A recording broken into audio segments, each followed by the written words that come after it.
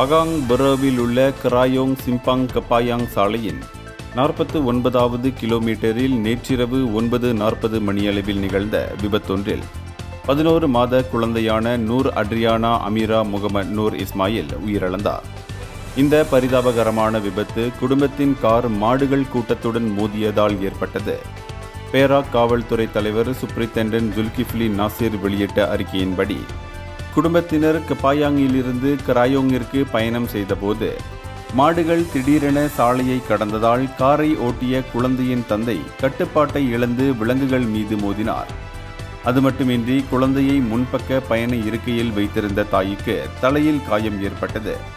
தந்தைக்கு காயம் எதுவும் ஏற்படாத நிலையில் பலத்த காயமடைந்த நூர் அட்ரியானா உடனடியாக கிளினிக் பண்டார் புராவுக்கு கொண்டு செல்லப்பட்ட போதிலும் சிகிச்சை பலனின்றி துரதிர்ஷ்டவசமாக அவர் உயிரிழந்தார். எனவேதான் காவல்துறையினர் இந்த விபத்து குறித்து சாலை போக்குவரத்து சட்டம் 1987 பிரிவு 41 அடைப்புக்குறி 1 கீழ் விசாரணையை மேற்கொண்டு வருகின்றனர். இந்தியர்களின் இதய குரல் மக்களோசை.